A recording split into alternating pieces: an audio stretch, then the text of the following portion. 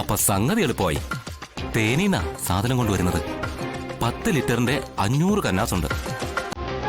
ഒറ്റാൻ ധൈര്യമില്ലാത്ത 3-4 ഡ്രൈവർമാർ ഇപ്പൊ തയ്യാറായി നമ്മളോടൊപ്പം കൂടിയിട്ടുണ്ട്. ആശാനും കൂടെ കൂടിയാ അവർക്കൊരു ധൈര്യമാവും. ഒന്നുമില്ലെങ്കിലും അടവും തടവും പഠിച്ച ഒരാൾ കൂടെ ഉണ്ടാവുന്നത് എല്ലാവർക്കും ഒരു ധൈര്യമാണല്ലോ. തങ്കച്ച, അടവും തടവും മാത്രമല്ല, ഒഴിവും ഞാൻ പഠിച്ചിട്ടുണ്ട് കേട്ടാ. അതുകൊണ്ട് ഞാനില്ല.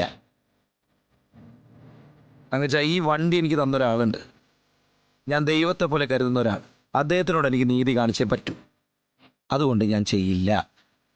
മനസ്സിലായോ? അതിന് നമ്മളീ ചെയ്യുന്ന കാര്യം ഒരു കുഞ്ഞു പോലും അറിയില്ല. പിന്നെ അല്ലേ സുബൈർക്ക, എന്റെ ആശാനെ ഇരു ചെവി അറിയാതെ സാധനം കൊണ്ടെത്തിച്ച ലക്ഷങ്ങൾ ഇങ്ങനെ അക്കൗണ്ടിൽ വരും.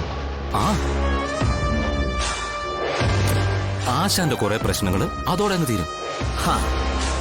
എന്റെ പ്രശ്നങ്ങൾ അത് ഞാനായിട്ട് തന്നെ തീർത്തോളാം. എന്നാൽ അന്നം തരുന്നവരെ ചതിക്കാൻ എനിക്കാവില്ല കേട്ടാ. അപ്പൊ തങ്കച്ചൻ വിട്ടോ. അതെ, ഞങ്ങളുടെ നേതാവിനെ ഇന്ന് വരെ ആരും ഇങ്ങനെ പേരെടുത്ത് വിളിച്ചിട്ടില്ല. ഇതുവരെ കേട്ട് നിന്നതേ നിന്നെ കൊണ്ട് എന്തെങ്കിലും ഉപകാരം ഉണ്ടാവുമെന്ന് വെച്ചിട്ടാ. ഡാ നേതാവിനെ പോലെ തന്നെ അണികളും അല്ലേ?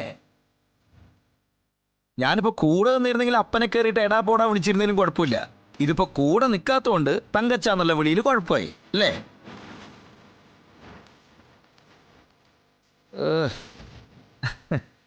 അപ്പോ ശരി നേതാവേ, ഞങ്ങൾക്ക് പോയിട്ട് കുറച്ച് പണിയുണ്ട്. അതുകൊണ്ടാ. അപ്പൊ പോട്ടെ. അപ്പോ കാര്യങ്ങളൊന്നും നേരാൻ മണ്ണ അടുപ്പിക്കാൻ നോക്കിയ അടുക്കുന്ന സൈസ് അല്ല നീ. അധികകാലം ഈ വളയം പിടിക്കുന്ന തോന്നുന്നില്ല നീ. കണ്ടില്ലേ, ആശാനെന്ന് വിളിച്ചിരുന്ന നാവാ ഇപ്പൊ അത് നീയായി, അത് ഭീഷണിയായി, ഇനി അത് തല്ലാവും.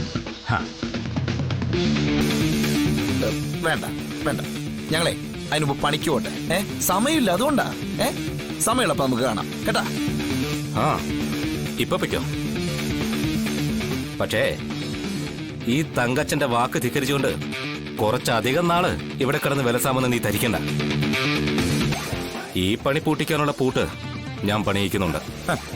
ആ പൂട്ടിന് കള്ളത്താക്കോല് പണിയിക്കുന്ന കാര്യം ഞാനും ഇട്ടു. മുടക്കൊട്ടും കുറവില്ലാത്തവനാണ് ഞാനും കേട്ടാ. പോട്ടാ കമല, വാടാ.